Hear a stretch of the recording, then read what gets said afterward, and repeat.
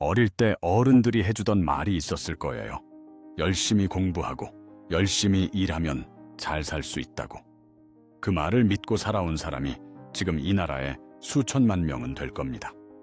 그런데 이상하지 않나요?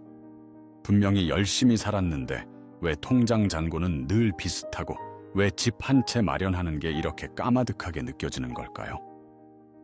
왜 부모님 세대는 그냥 일만 해도 집을 샀는데 지금 우리는 더 많이 벌면서도 더 가난해지는 느낌이 드는 걸까요? 이 질문에 대한 답을 찾다 보면 우리가 평생 믿어온 어떤 법칙이 사실 처음부터 조금 비틀려 있었다는 걸 알게 됩니다. 자, 상상해 보세요. 두 사람이 있습니다.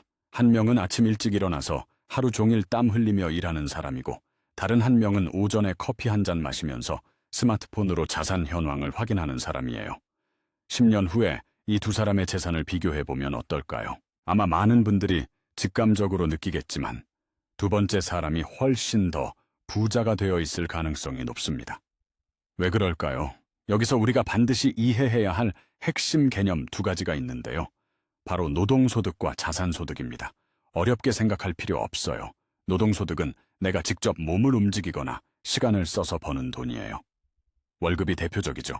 자산소득은 내가 가진 무언가, 그러니까 집이나 주식이나 건물 같은 게 알아서 돈을 벌어주는 거예요. 내가 자는 동안에도 돈이 들어오는 구조인 거죠. 문제는 이 두 가지 소득이 서로 완전히 다른 속도로 커진다는 거예요. 그리고 그 속도 차이가 지금 한국 사회를 뒤흔들고 있습니다.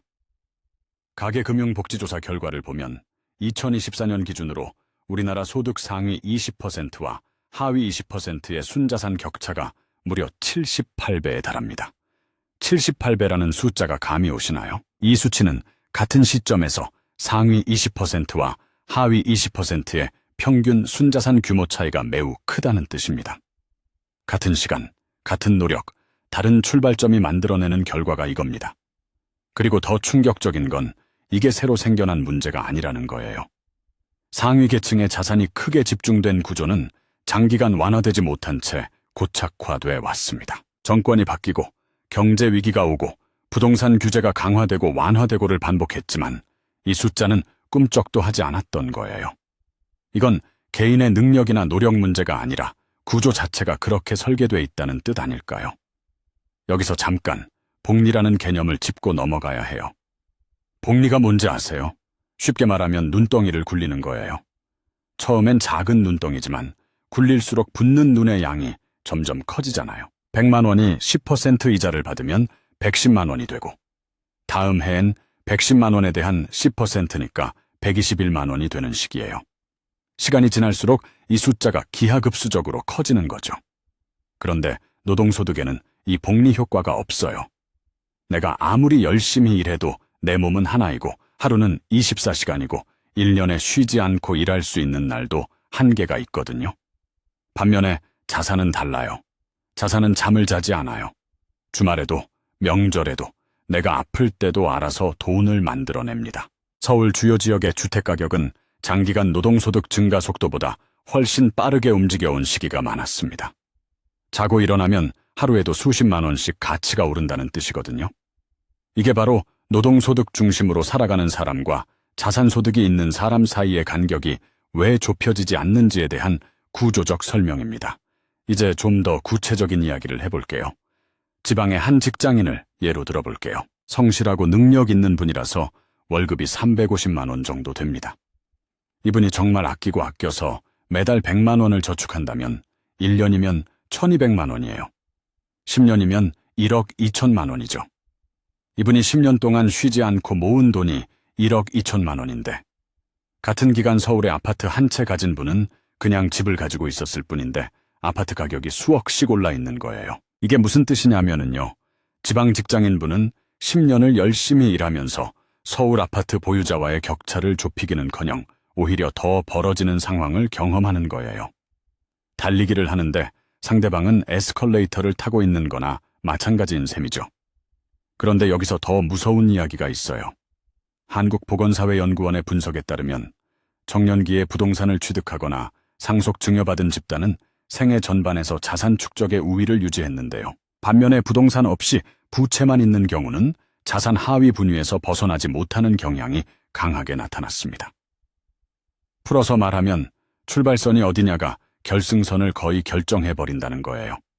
더 충격적인 건 빚의 성질이에요.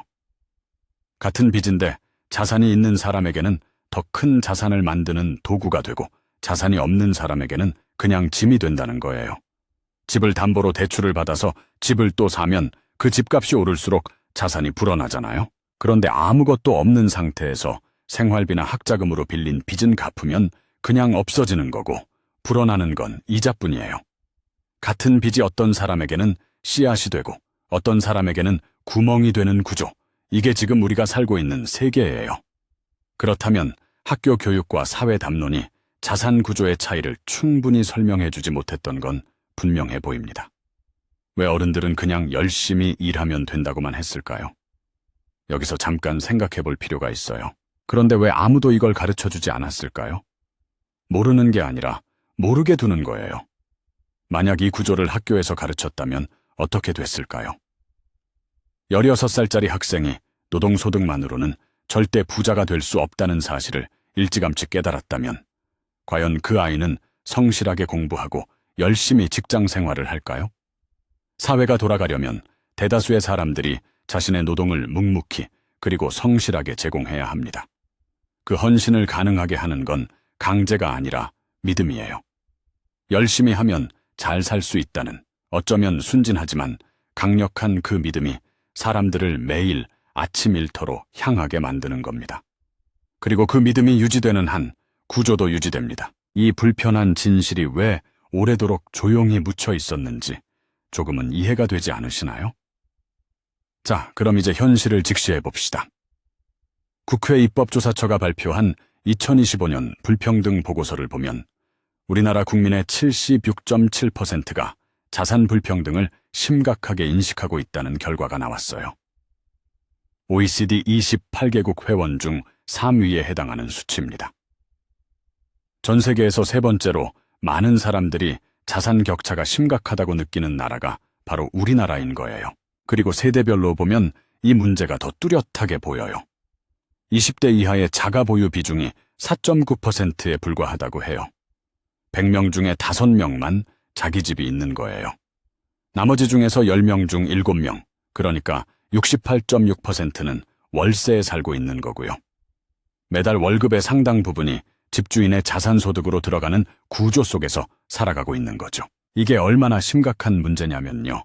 집에 사는 동안 월세로 나가는 돈은 아무것도 남지 않아요. 집주인의 자산 가치를 높여주는데 기여하면서 정작 자신은 제자리인 거예요. 반면에 집을 가진 사람은 임차인이 내는 월세로 자기 대출 이자를 갚으면서 집값이 오르는 시세 차익까지 누리는 거죠. 두 사람이 같은 건물에 살고 있는데 한 명은 자산을 쌓고 한 명은 자산을 깎아먹는 구조가 매일매일 반복되고 있는 거예요. 자, 그러면 단순히 저축을 더 열심히 하면 되는 게 아닐까 하는 분도 계실 거예요. 그런데 여기서 결정적인 함정이 있어요.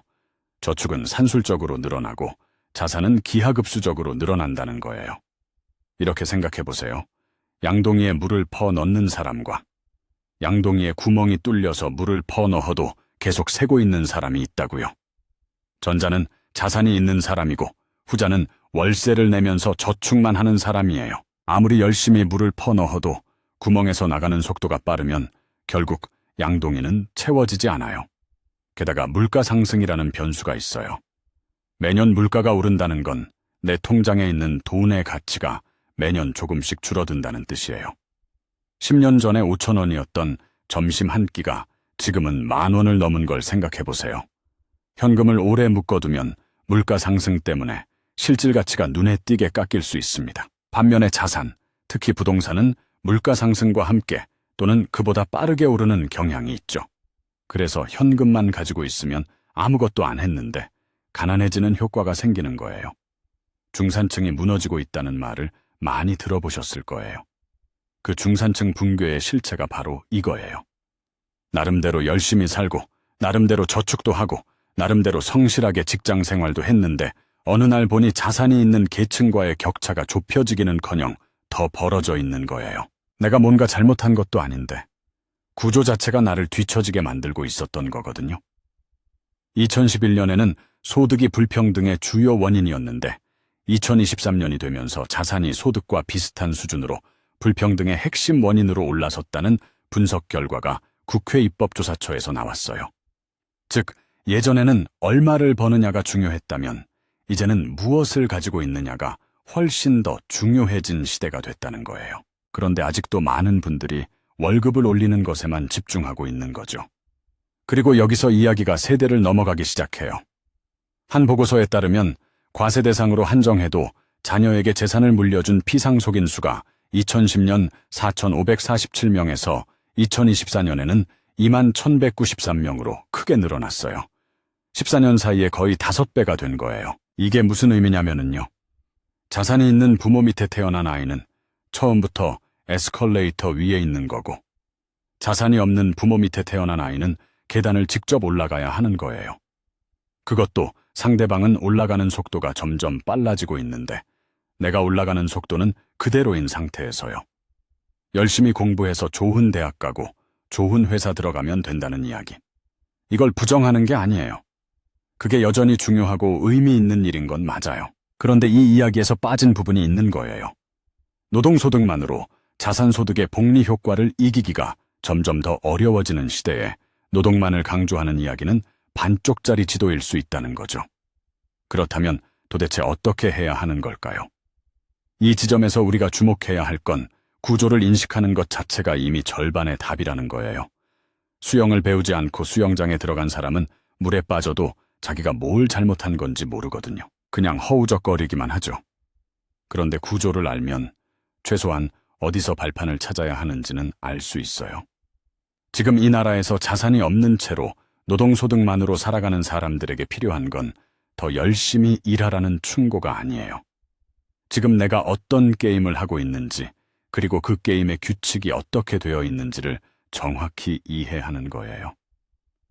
월급이 오르면 기쁘지만 그 기쁨의 이면을 보면 어떨까요? 서울의 한 상급지 아파트는 내 월급 인상분보다 훨씬 빠른 속도로 오르고 있었을 거예요. 내가 승진해서 연봉이 500만 원 올랐을 때 서울 어딘가의 아파트는 그 몇 배가 올랐을 수도 있는 거거든요. 이 속도 차이가 좁혀지지 않는 이상 노동소득 중심의 삶은 점점 더 뒤처지는 구조 속에 놓이게 돼요. 여기서 한 가지 불편한 질문을 해볼게요. 지금 우리 세대가 왜 결혼을 안 하고 아이를 낳지 않는 걸까요? 게으르고 의지가 없어서가 아니에요. 20대의 자가 보유율이 5%도 안 되는 상황에서 68% 이상이 월세로 살고 있는 상황에서 결혼을 하고 아이를 낳는다는 것 자체가 엄청난 리스크가 되어버린 거예요. 나 혼자 버텨내는 것도 빠듯한데 거기에 가족을 더한다는 건 현실적으로 감당하기 어렵다는 계산이 나와버리는 거죠. 그리고 이 계산은 틀리지 않았어요. 감정 문제가 아니라 숫자의 문제인 거니까요. 구조가 그렇게 만들어 놓은 거예요. 이 나라에서 한국의 노인 빈곤율은 OECD 국가 중 압도적인 1위입니다. 평생 일하고 자식 키우고 세금 내고 성실하게 살았던 분들이 은퇴 후에 가장 가난한 노인이 되는 나라예요. 이게 개인의 실패일까요? 아니면 구조의 실패일까요? 평생 노동소득에 의존해서 살아온 분들이 노후에 아무것도 없는 이유, 이제 조금 보이시지 않나요? 돈을 벌어도 그 속도보다 세상이 더 빠르게 달라지는 구조 속에서 평생을 달려온 거예요. 열심히 하지 않아서가 아니라 달리는 방향이 조금 어긋나 있었던 거죠. 이 이야기가 무섭게 느껴지신다면 그 느낌이 맞아요. 무서운 이야기가 맞으니까요. 그런데 더 무서운 건 이 구조를 모르는 채로 계속 같은 방식으로 살아가는 거예요. 아무것도 변하지 않는데 결과가 달라지기를 기대하는 건 그 자체로 가장 위험한 생각인 거거든요. 우리가 받았던 교육은 좋은 직업을 가지라고 가르쳤어요. 그런데 좋은 직업이 주는 노동소득과 자산이 만들어내는 소득 사이의 거리가 매년 벌어지는 이 현실에서 이제는 질문 자체를 바꿔야 할 때가 됐는지도 몰라요. 나는 지금 내 시간을 팔고 있는가? 아니면 내 시간이 저절로 돈을 만드는 구조를 하나씩 만들어가고 있는가? 이 두 질문 사이의 거리가 10년 후, 20년 후 여러분의 삶을 결정하는 간격이 될 수 있어요. 열심히 살아온 사람을 탓하려는 이야기가 아니에요. 오히려 반대예요. 열심히 살아온 사람들이 왜 이 결과를 받아야 하는지가 너무 부당하게 느껴지기 때문에 하는 이야기예요. 그 부당함의 정체를 정확하게 알아야 비로소 그 안에서 다음 걸음을 내디딜 수 있으니까요. 평생 일했는데 가난해지는 이유, 이제 조금 선명하게 보이시나요? 오늘도 시청해 주셔서 감사합니다. 여러분의 생각을 자유롭게 댓글로 나눠보세요. 더 좋은 영상으로 찾아뵙겠습니다.